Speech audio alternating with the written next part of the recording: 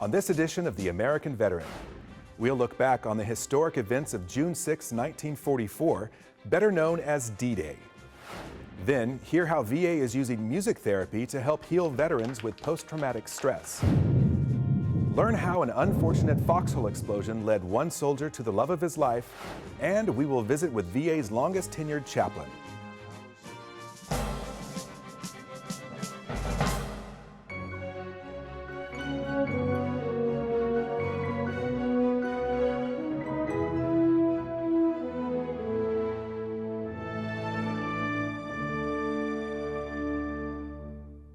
Welcome to The American Veteran. I'm Jonathan Kopanger, a Navy veteran. And joining me is our active duty host, MC1 Jen Blake. Welcome, Jen, and thank you for your service. Thank you, Jonathan. It's a pleasure to be here, and thank you for yours as well. 2014 marks the 70th anniversary of D-Day, a crucial turning point in history, but one that came at an enormous price. According to the National D-Day Memorial, 2,499 Americans lost their lives on that fateful day. We join in honoring their memory by presenting this story of an American community where the events of June 6, 1944, D-Day, still serve as an enormous source of pride and remembrance. No, I'm back here.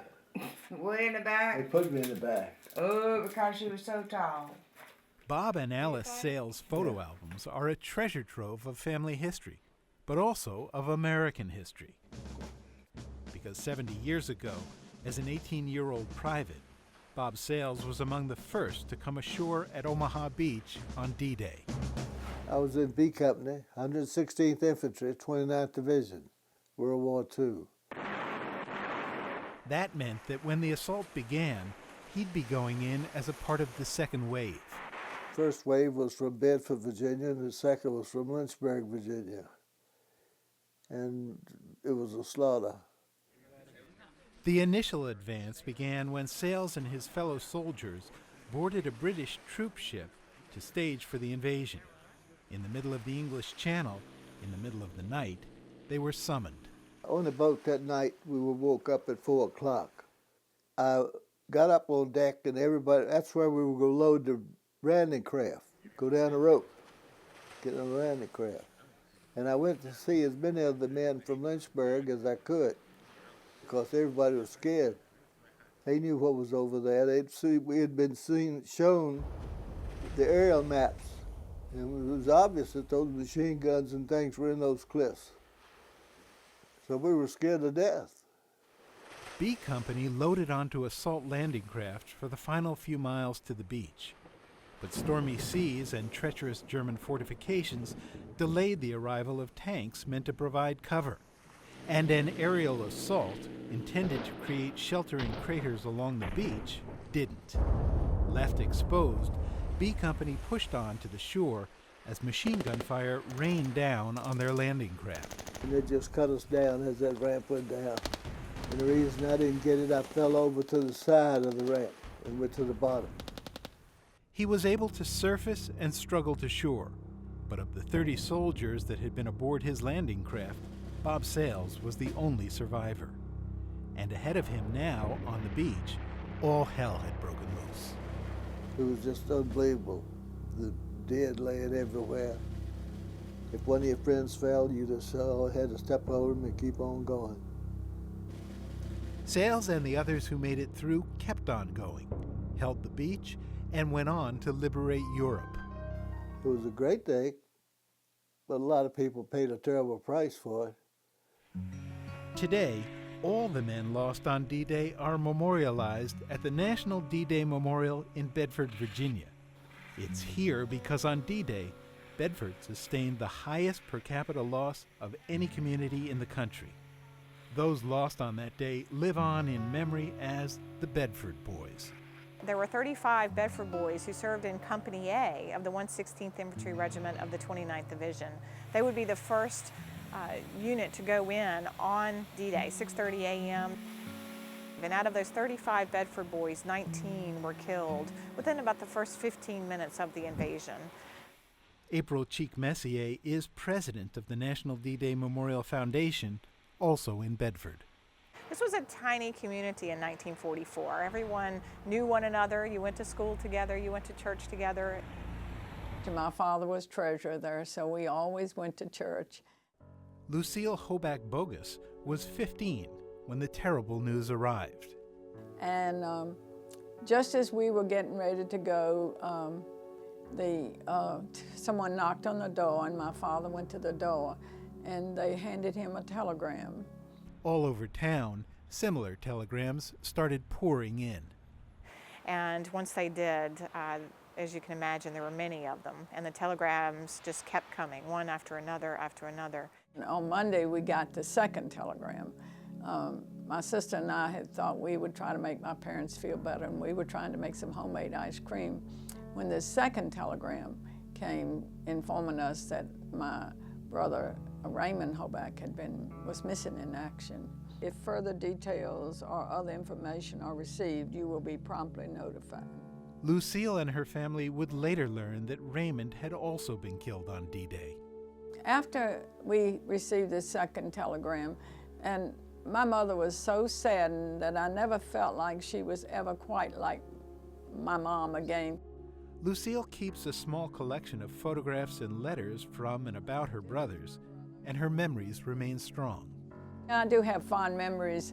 My older brother Bedford was very outgoing and very, he just had fun in life.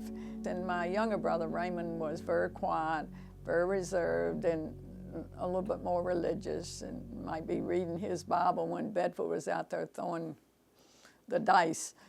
Eventually, a Bible would arrive at the Hoback home, and that Bible had been picked up by a soldier who was walking the beach and found the Bible and did what any soldier would do, found that the mother's address was in there and mailed it to that mother. Today that Bible is with Lucille, along with a letter from the soldier who sent it.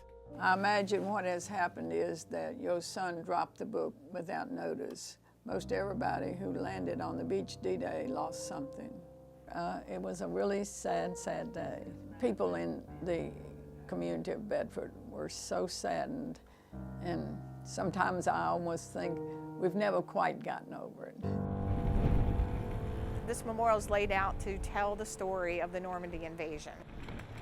The arch is exactly 44 feet, 6 inches tall for the date of D-Day, June 6, 1944. Dedicated on June 6, 2001, Bedford's National D-Day Memorial aims to commemorate and educate. So really what we want to give visitors is a lot of background with all of those units, regiments, divisions, ships and vessels, planes that were involved in the invasion itself. And so throughout the memorial we have these beautiful bronze plaques that tell the story of these various units. The memorial also features a tribute wall, displaying the name of every member of the invasion force who died on D-Day.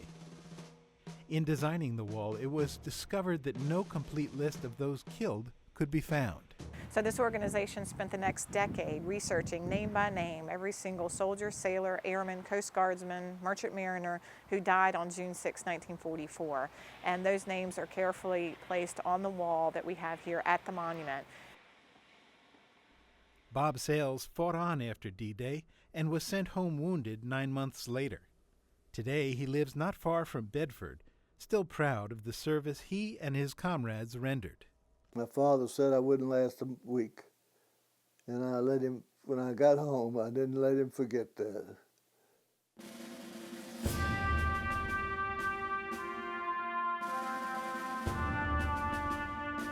They say it's the longest day. I believe that it was. It was a terrible day, and it's never been forgotten, and never will be.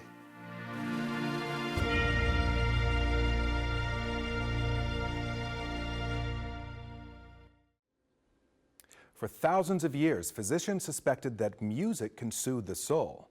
But it was only in the 1950s that researchers at VA scientifically validated the medicinal effects of music. Today, doctors and therapists across VA are using music to help veterans suffering from post-traumatic stress start the journey toward healing. Inside the doors at the James J. Howard Clinic in Brick, New Jersey, you can hear a few good notes being played.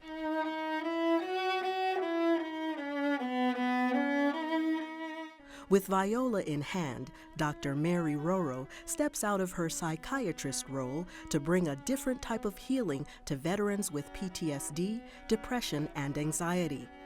I think music can be very healing for patients in different ways, and it's a way for the doctor or the employee to show compassion to vets, and through giving the music, there's a nice interchange that takes place, and that in itself is healing and can really help the patients in their journey toward healing. More than 3 years I've been coming here, and around the holidays, Dr. Roro would come into the room where I was part of a group, and she would come in and just start playing.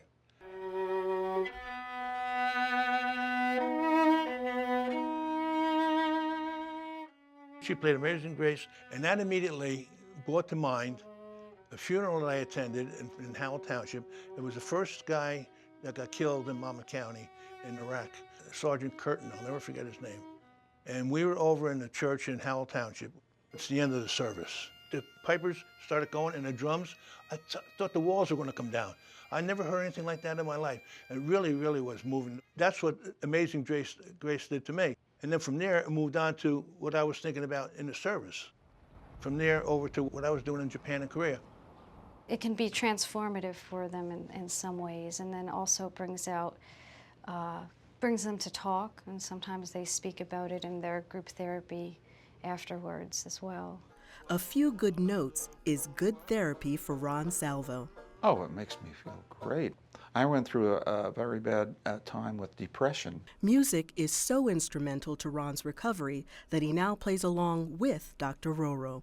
If I'm not feeling that well, or if I'm kind of blue, I pick up an instrument and it changes my attitude.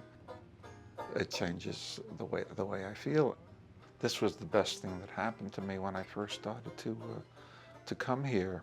I didn't know how caring these people are, and I just love coming here. The doctors are great. The staff is they're so respectful and nice. So this is really a good thing that happened to me.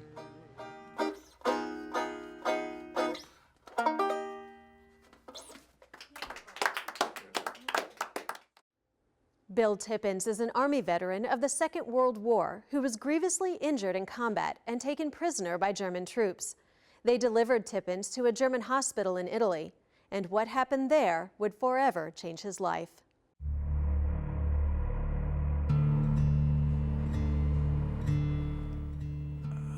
On February the 29th, I got blown out of a foxhole. I received an abdominal wound, and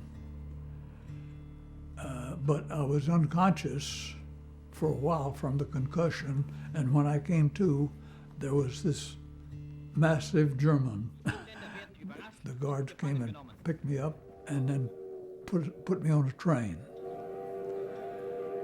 They were trying to correct that wound in my stomach, and they had me in a 2-bed dispensary, and in that dispensary they had, I guess he was a doctor, and 2 or 3 little, we call them candy strippers here.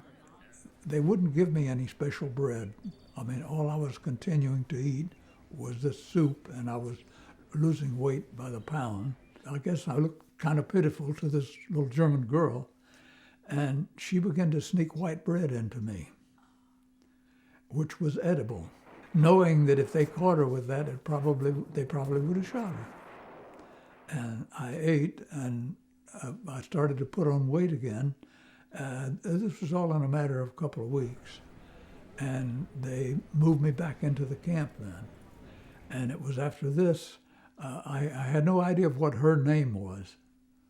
All I know is that when she'd come to work, her cheeks, and from the German weather, which was very cold then, it was midwinter, her cheeks were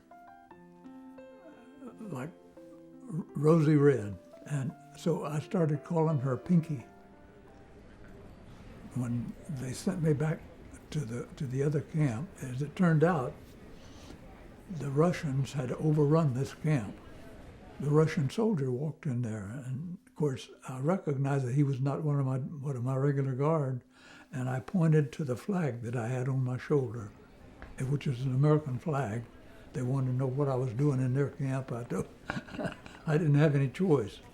They gave me freedom of camp for one day, and that night I picked up a pair of pliers and I cut my way through the fence again. They told me that the dividing line was supposed to be the Mulder River. I started moving. On the 6th of May, I reached the Mulder River and the Americans were there. And I came back to the United States, and I was in the hospital in Coral Gables, Florida for about 90 days while they were doing some repairs. And I got out of the hospital and I went to work for civil service. And I kept thinking about this Pinky. And I went back to see what would happen if I re-enlisted. And the Army said, no, we don't want you. I mean, you're still way underweight. The guy said, I think the Air Force is planning on becoming a separate service and they're looking for members. I went to the Air Force recruiter and he said, yeah, we'll take you. And I said, I want to go back to Germany. So they sent me to a place called Fürstenfeldbruck, which was a U.S. Air Force Air Corps base. And I was in charge of the investigation section for the base. They put me in constant contact with the German police. I used to work with them at night. I'd go to their police station, and I began to pick up German then after. And one night, this young German girl had come in, and she was talking to him about 30 feet away from me. But I said to myself, I said, that looks like Pinky. And there was no reason she should recognize me because I had put on weight and no longer had a beard or anything. And I went over and stood behind her while he was interviewing her. And he turned to get some paperwork, and very softly I said, Pinky. And she came up out of that chair, and 7 months later we were married.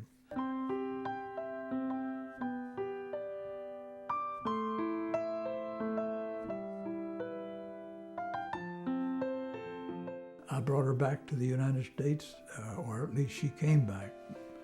She had to follow me by about 3 months because they had to get a passport and everything for her cleared. Oh, she did fine.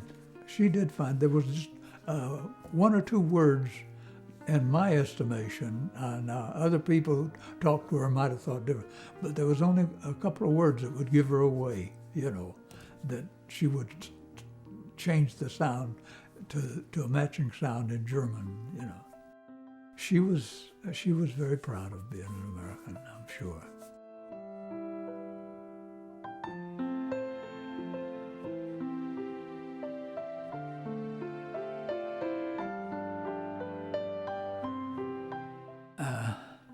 But I lost her in 2003.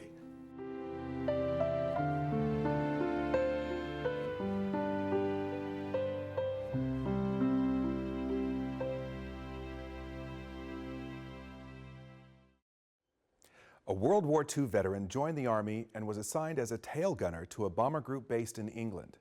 He flew 30 missions, but one mission would forever change his life and lead to a 40-year career as a VA chaplain. We were in the southeast part of Germany. We had 2 engines shot out of our plane, and we were going to have to bail out. I prayed. I said, Lord, if you'd please spare my life, I'll serve you as long as I live. I believed that God was going to preserve me. Here you are. I am so excited to hear and spare my life for some purpose. Hello, Pastor. And yes. I found my purpose as a pastor. And a good morning to each of you. It's just a joy to my heart for all of us to be together this morning. I love to read the Bible and to study it and to teach it. And for you and me, Our lives are to be counting by people that we nudge or we give direction how they can find the Lord. Hi, Ben. Eric. How you doing? Ben has been here for over 40 years. He serves currently as our Chief of Chaplain Service. Good. His role in that position is to work with our veterans to help them connect with their spirituality in dealing with their physical or mental health issues. Teaching some classes in the different programs, working with veterans in a group, or just being on call for a veteran when they need his services. You are a great inspiration, and I thank you. I had been out on the streets using lots of drugs and lots of alcohol and trying to cover up for some demons about the war and about lots of other things in my life. I checked myself into the VA here, and one of the first people that anyone who gets admitted to this facility sees is Ben. And almost instantly, he showed me that he could be trusted. Ben's had a great impact on many, many veterans that come here. I think a lot of that comes from his experience and knowing the fear and the doubts that come with combat. What is it that you're facing right now? What are you going to face when you leave? You can't meet the problems of life alone. Well, I think it's very important that Ben is a veteran because Ben, in this role, can identify with the other veterans readily. And the veterans also respect very much that they're being dealt with by another veteran. Ben is currently the oldest and the longest serving chaplain in the VA system. Every year, he told me that he was going to come and meet with me in the holidays to let me know if he was going to stay another year. And every year he reported that he was going to stay another year because he didn't feel like he had yet completed his mission in working with our veterans. Next time on The American Veteran, we'll show you how the GI Bill is helping veterans find jobs in the aeronautics industry. A special group of veterans trained by VA to serve as caretakers in the National Cemetery Administration will meet veterans supporting other veterans through peer-to-peer interaction and see how veterans share, in their own words, how VA's core values have affected their lives.